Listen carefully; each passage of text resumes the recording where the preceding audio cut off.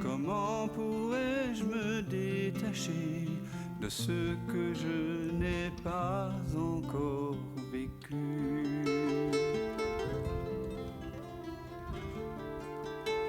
Mais tant qu'il y a une confusion, des questions...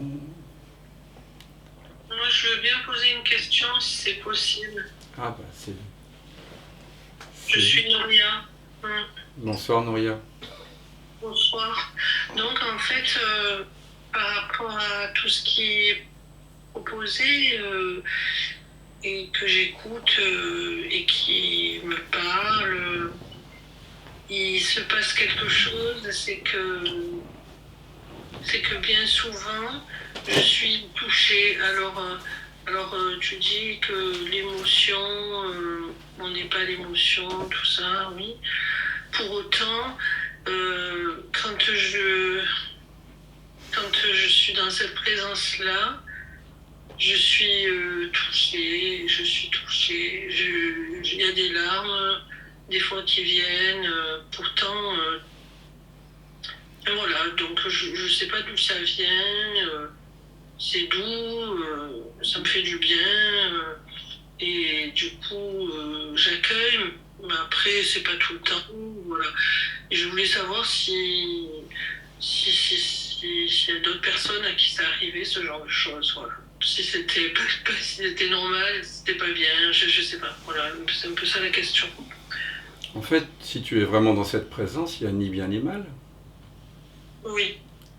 Il y a juste ce qui est là. Si c'est un chant d'oiseau, c'est le chant d'oiseau. Si c'est un massacre entre les voisins, c'est ce qui est là. Et si c'est des larmes de gratitude, de joie, c'est là. Il y a bien sûr que ça m'arrive souvent, et je crois que ça arrive à plein de gens de ressentir ces larmes de gratitude lorsqu'on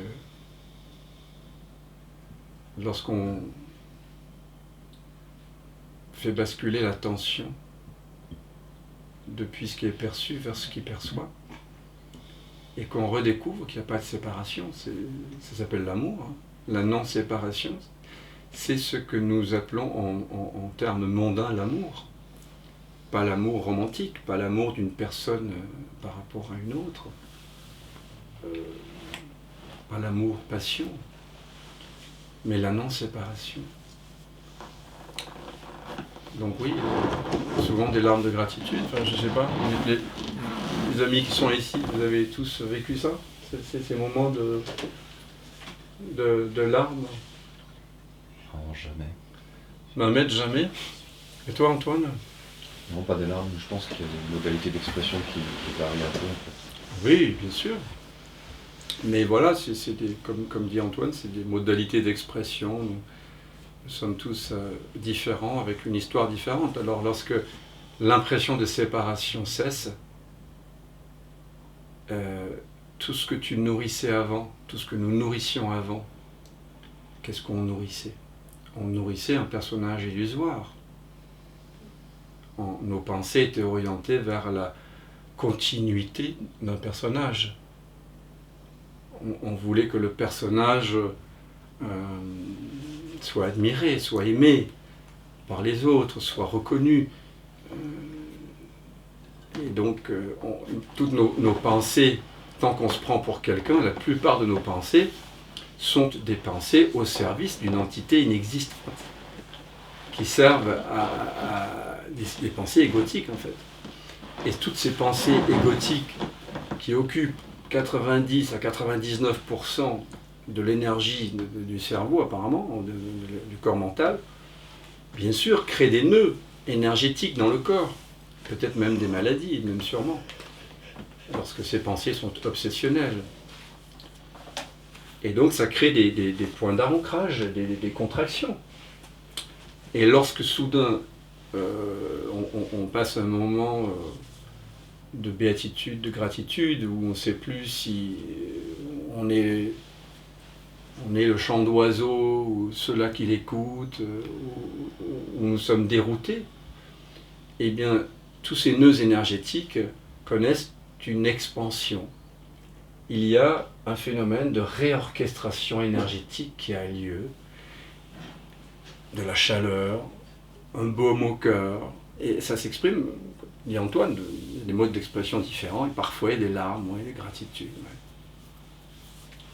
Moi, ce que je perçois, c'est que par rapport à ce que Nouria elle dit, c'est que quand on réalise, quand on va à l'intérieur de soi et qu'on réalise vraiment dans le corps qu'on est en fait ce rien, en fait cette vacuité, en fait il y a une libération émotionnelle qui s'opère parce qu'il y a, de ce que je perçois, un soulagement et énorme en fait par rapport au fait qu'on n'a plus besoin de faire d'efforts. Dans cette société dans laquelle on vit, on a peut-être l'impression que tous les jours et à chaque instant presque, on doit faire l'effort d'être quelque chose, d'être quelqu'un qui fait ceci, qui fait cela, parce qu'on valorise l'être qui est dans l'action en fait. Même à l'école, on nous dit qu'est-ce que tu veux faire dans la vie. Et à aucun moment on nous dit qu'est-ce que tu veux être en fait, qui tu es. Et il y a du coup une espèce de pression tout le temps qui est parfois consciente et parfois on n'en a pas conscience, mais qui crée du coup des tensions dans le corps et qui nous pousse à être toujours dans quelque chose, en tous les cas, dans une action où il faut que je dois faire ceci ou cela, probablement pour se sentir aimé, pour se sentir reconnu.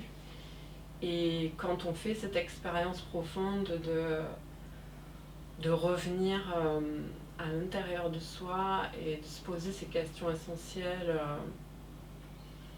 qui nous ramènent au rien, et ben en fait il y a des parfois, moi j'ai fait l'expérience de larmes d'émotion qui viennent et c'est effectivement ça peut être de la gratitude ou de l'amour en fait, tout simplement pour soi.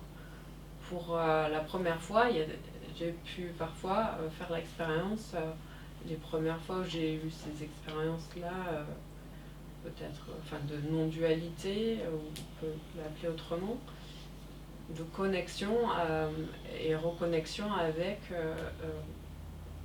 l'amour en fait que nous sommes depuis toujours en fait.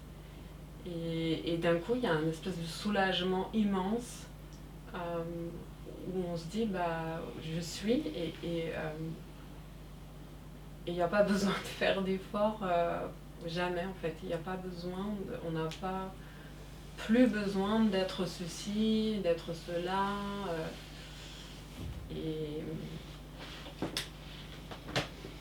Et du coup, on réalise aussi qu'on peut s'aimer comme on est en fait. Voilà, donc je me reconnais dans ta question en tous les cas et dans ton...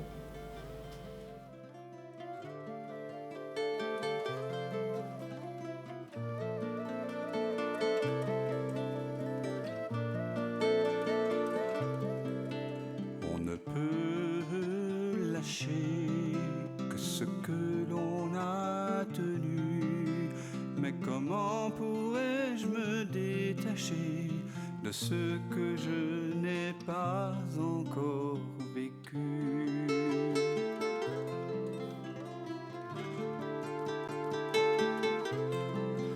Peux-tu fuir ce qui te trouve et couper le fil ténu de ce pressentiment qui t'éprouve au cœur de cette absence reconnue?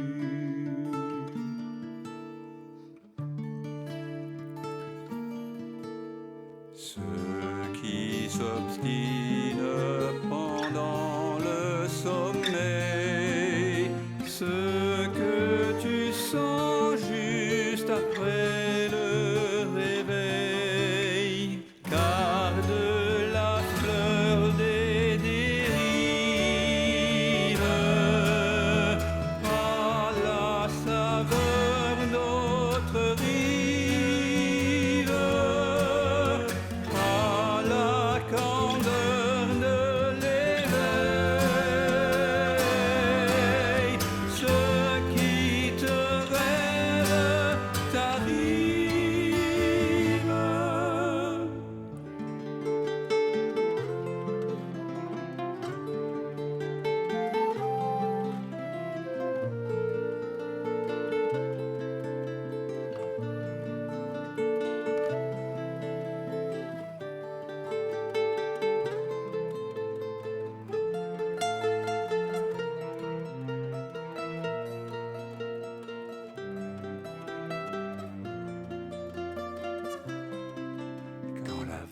vague se prépare à noyer ton ventre ému.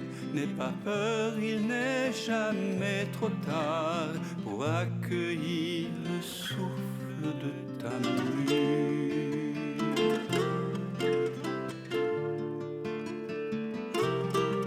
Le passé n'existe pas quand le cœur est mis à nu.